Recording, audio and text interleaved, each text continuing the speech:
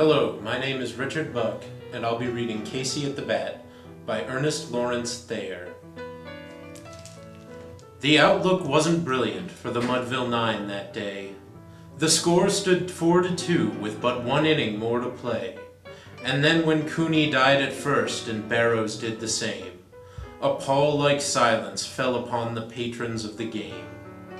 A straggling few got up to go in deep despair, the rest clung to that hope which springs eternal in the human breast. They thought if only Casey could but get a whack at that, we'd put up even money now with Casey at the bat. But Flynn preceded Casey, as did also Jimmy Blake, and the former was a Lulu, and the latter was a cake.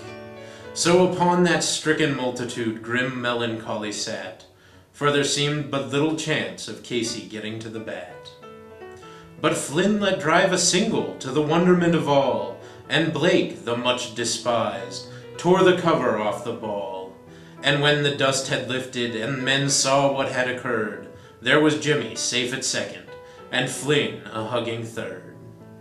Then from 5,000 throats and more there rose a lusty yell. It rumbled through the valley, it rattled in the dell, it pounded on the mountain and recoiled upon the flat.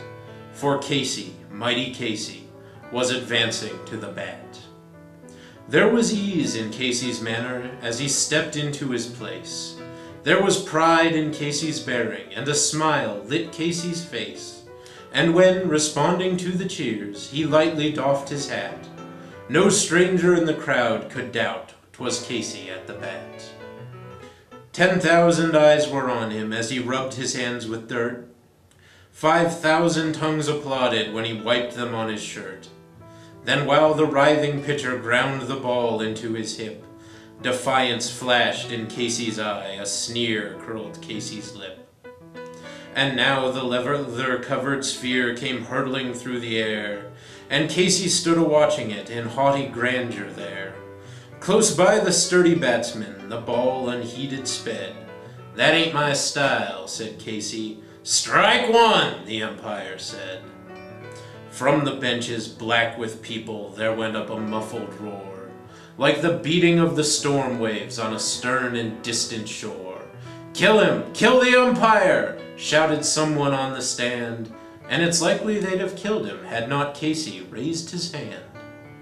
With a smile of Christian charity great Casey's visage shone. He stilled the rising tumult.